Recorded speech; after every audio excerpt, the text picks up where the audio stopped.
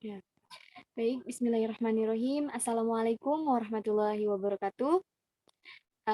Selamat malam semuanya yang sudah menonton. Eee, Alhamdulillahirabbil alamin, wassalatu wassalamu ala asrofil anbiya'i wa mursalin wa ala alihi washabihi ajmain, amma ba'du. Pertama-tama, terima kasih kepada Bapak dosen yang telah menugaskan kita untuk melakukan kegiatan kegiatan pasca UAS ini. Nah, terus terima kasih juga kepada teman saya Ahmad Aliudin Ismail yang telah menyempatkan waktu pada malam hari ini untuk membuat tugas. Nah, baik, kami dari kelompok pertama akan membawakan, eee, materi yaitu definisi profesi, syarat suatu profesi, guru sebagai profesi, gitu. Nah, kami ada 2 orang, yaitu saya sendiri, Dea Mirna, dan teman saya Ahmad Aludin Ismail. Nah, kita masuk ke slide pertama. Nah, slide pertama itu tentang pengertian guru profesional. Nah, mungkin sebagian dari teman-teman atau pemirsa yang sudah menonton channel kita ini mungkin sudah ada yang memahami, nah sebagian ada yang belum memahami, apa itu tentang pengertian guru profesional.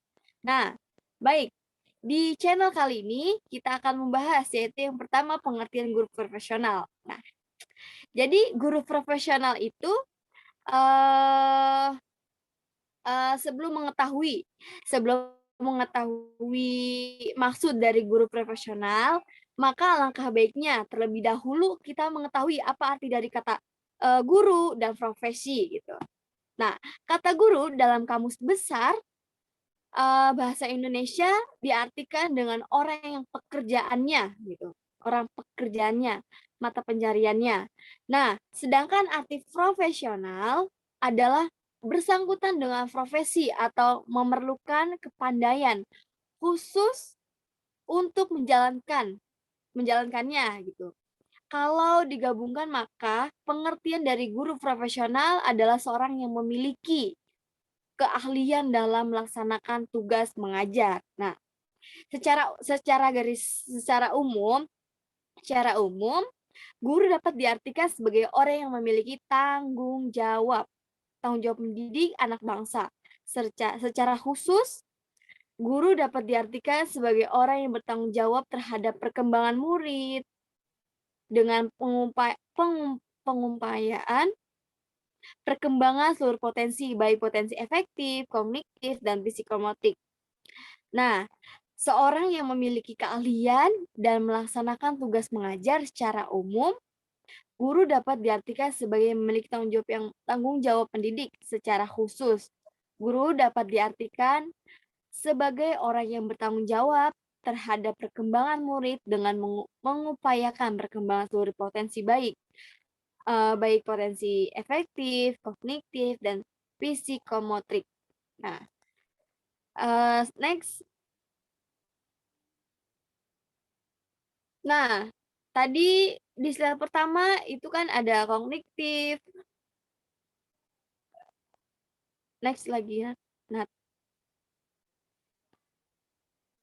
nah, ada kognitif, efektif, dan psikomotorik ya. Nah, baik, di sini akan saya jelaskan sedikit gitu, apa ini dimaksud kognitif gitu.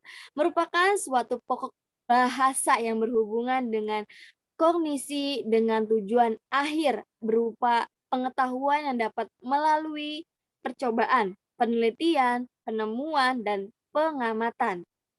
Nah, pengetahuan yang diperoleh harus sesuai dengan fakta atau faktual dan pengalaman yang telah dilakukan empirisi sehingga bisa dibuktikan kebenarannya.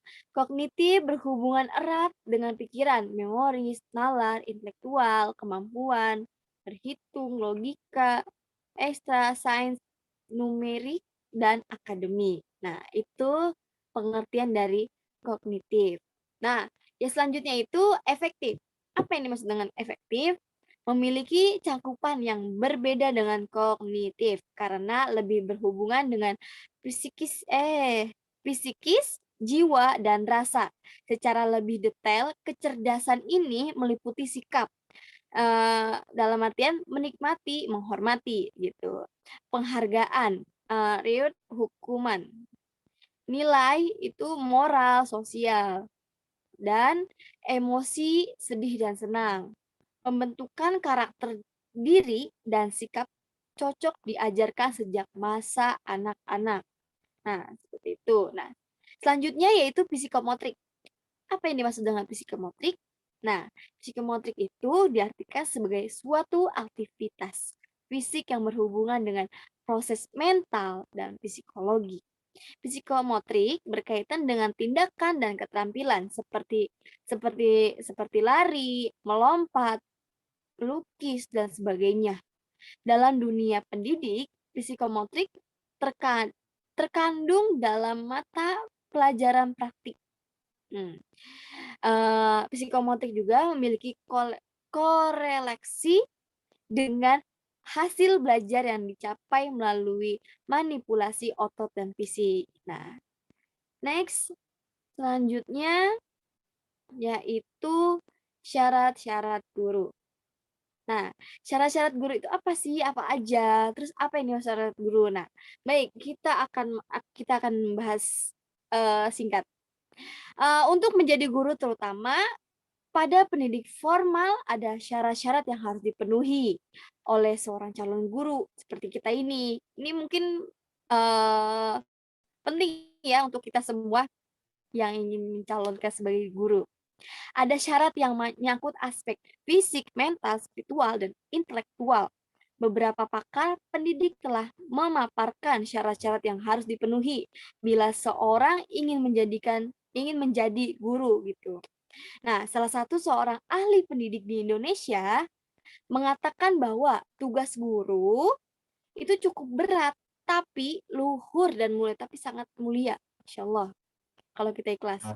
Karena itu, seorang guru di samping memiliki jasmani yang sehat dan tidak cacat, ia juga harus memiliki sifat-sifat yang akan teman saya jelaskan. Untuk teman saya Ahmad Aliuddin Ismail, forum saya alihkan. Oke, baik.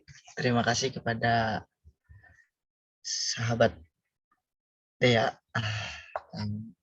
saudari Dea yang mana telah menerangkan dari apa saja pengertian tentang profesi guru, tentang bagaimana profesional guru, terus bagaimana kognitif, serta bagaimana efektif, serta psikomotorik yang mana tadi dijelaskan dengan sangat lebar ya. Untuk penerangan mungkin lebih lanjut dari apa yang telah diterangkan oleh saudari Dea, mungkin bisa digali lebih lanjut dan bisa digali lebih panjang atau lebih jauh dengan apa yang kita butuhkan gitu ya.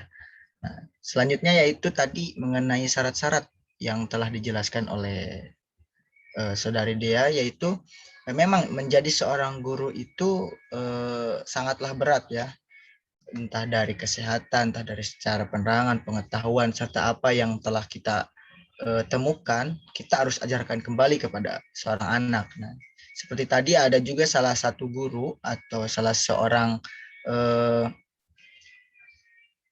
guru yang mana menerangkan tentang bahwasannya pendidik di Indonesia mengatakan bahwa tugas guru itu cukup berat, tetapi mempunyai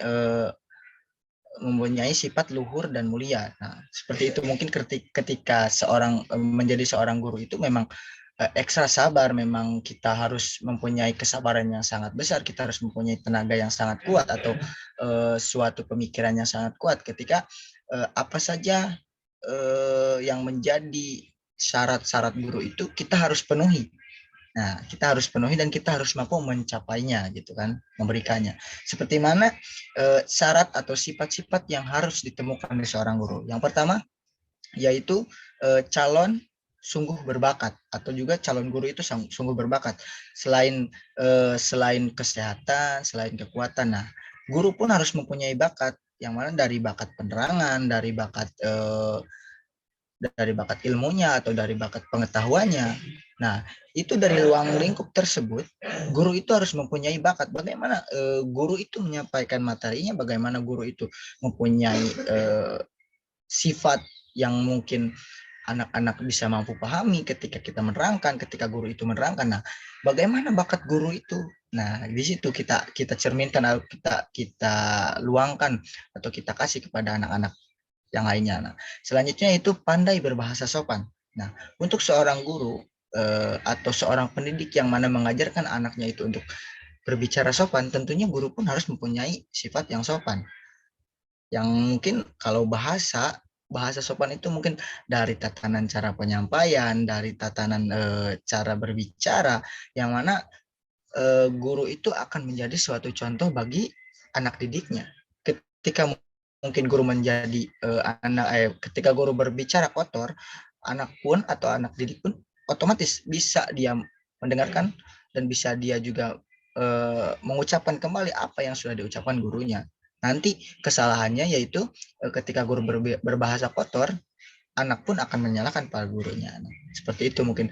Dari pandainya berbahasa yang sangat sopan, seperti itu.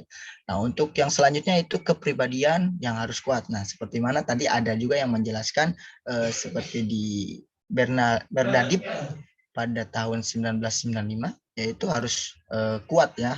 Nah, di sini kepribadian harus baik dan kuat. Kalau kepribadian mungkin dirinya sendiri. Nah, seperti sangkut paut dengan pandainya sopan atau dengan pandainya berbahasa sopan. Sangkut pautnya ke poin yang ketiga, yaitu kepribadian harus baik dan kuat.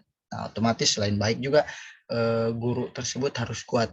Nah, kan seorang guru itu harus berani berkorban ketika anaknya ingin lebih paham apa yang telah diberikan gurunya. Seperti mana menerjangkan sekarang banyak tuh yang rela kan online gitu kan, rela pengen offline ke rumahnya, sedangkan jalanan kayak gimana. Nah, guru itu harus mampu seperti itu, mengamalkan dari apa yang sudah guru tersebut pahami. Yang selanjutnya yaitu harus disenangi dan disegani oleh anak didik.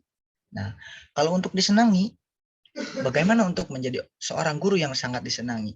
Nah, bagaimana kedekatan? Kita contohkan bagaimana kedekatan kita kepada seorang anak ketika kita menjelaskan, ketika kita memberi penerangan bahwasanya anak tersebut pengen paham, entah itu dengan cara penyampaian dengan banyak bercanda atau kayak gimana. Intinya ketika untuk disenangi seorang guru atau disenangi seorang anak didik, kita harus mempunyai cara sendiri untuk memberikan suatu penerangan ketika apa sih yang disenangi oleh anak didik tersebut. Nah, untuk yang disegani tersebut, nah bagaimana karakter atau pribadi kita ketika kita di kelas, ketika kita di luar, dan ketika kita di umum, bagaimana kan seperti itu. Nah, untuk seorang yang guru disegani di kelas, si anak pun tidak mampu atau tidak ingin melontarkan bahasa-bahasa yang mungkin ketika gurunya salah atau ketawa apa. Nah, jadi seorang anak itu segan ketika melihat seorang guru tersebut.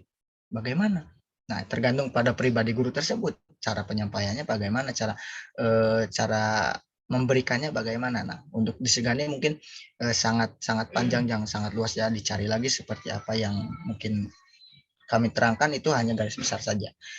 Yang kelima atau selanjutnya, emosi harus stabil. Nah, untuk seorang guru pantas marah, tapi tidak pantas untuk memberikan marah-marah tersebut. Ketika anak salah, wah dimaki, dihabisin.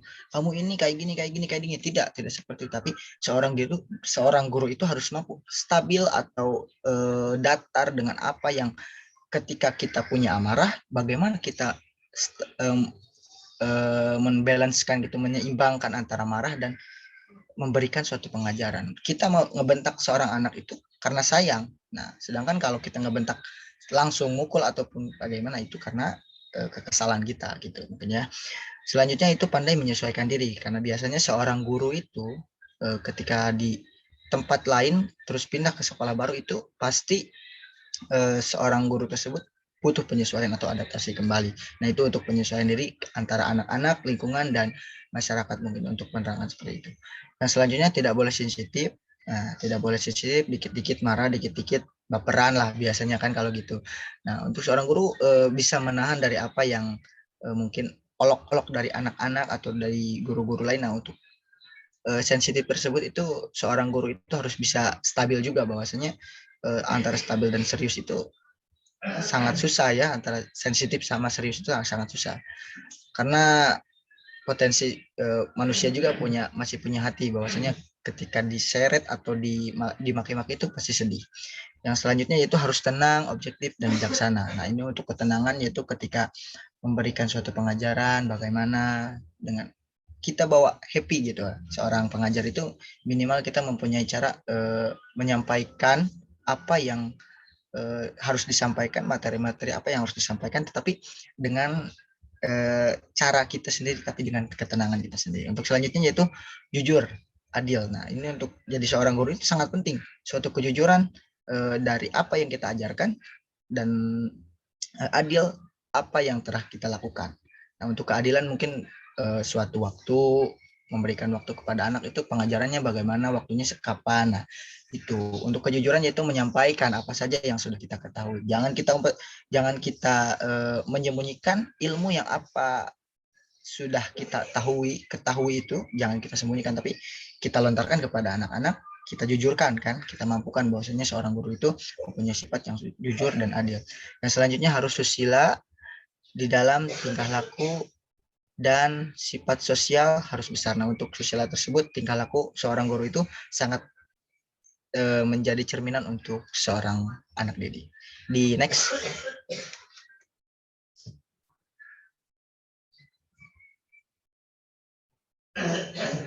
Nah, dari uraian di atas sudah jelas ya bahwa syarat-syarat seorang guru itu sangatlah banyak dan sangat mungkin untuk kita yang baru calon guru tersebut itu sangat mungkin belum bisa ya, tapi setidaknya kita masih belajar.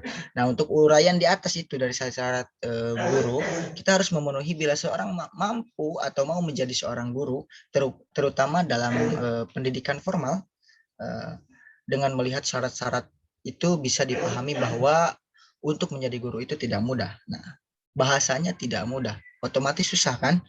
Bukan berarti yang susah itu tidak ada jalan keluar, tapi yang susah itu pasti ada jalan keluarnya. Nah, bagaimana jadi guru tersebut agar tidak susah? Nah, kita lakukan sedikit-sedikit apa saja sih yang menjadi untuk menjadi guru profesional, apa saja sih. Nah, dari apa? Dari kita mencari pengetahuan, dari kita belajar, dari kita membaca, seperti itu untuk jadi seorang guru ya. Pekerjaan sebagai guru bukan lagi pekerjaan kelas pinggiran. Nah, disebut juga. Nah, untuk menjadi guru adalah pekerjaan yang sangat terhormat. Bahasanya terhormat, itu guru ya.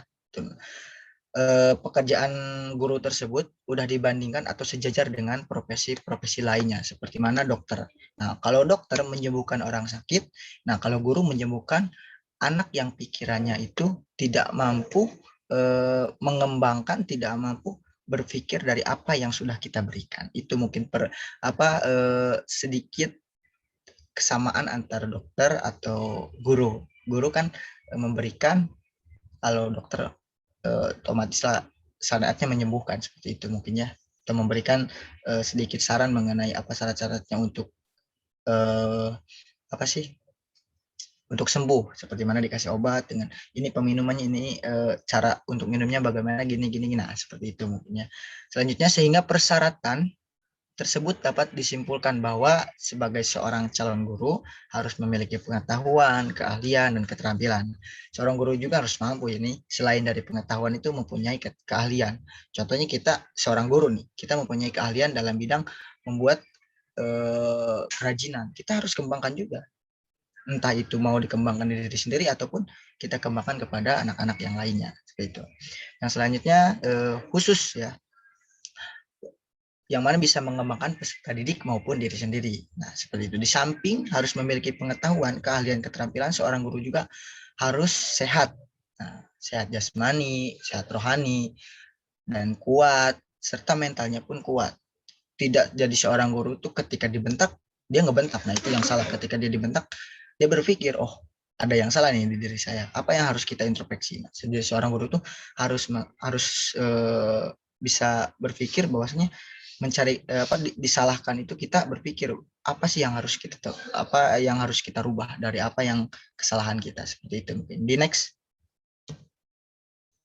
Nah, mungkin dari paparan yang saya paparkan, yang teman saya paparkan, saya mengambil kesimpulan atau kami mengambil kesimpulan dari apa yang telah kita paparkan ya, untuk sekedar menerangkan ataupun memberikan suatu penerangan. Sedikitnya kita memberikan penerangan, namun silakan saja untuk teman-teman semua bisa memberikan atau mencari atau searching apa kayak gimana dari mengenai guru atau profesi guru ini ya. Kesimpulannya yaitu guru dapat diartikan sebagai orang yang memiliki tanggung jawab mendidik. Itulah seorang guru, seperti itu. Secara khusus, guru dapat diartikan sebagai orang yang bertanggung jawab terhadap perkembangan murid. Nah, itu didasarkan atau disudutkan bahwasanya guru itu harus mampu memberikan jalan atau memberikan masukan untuk anak yang ingin berkembang.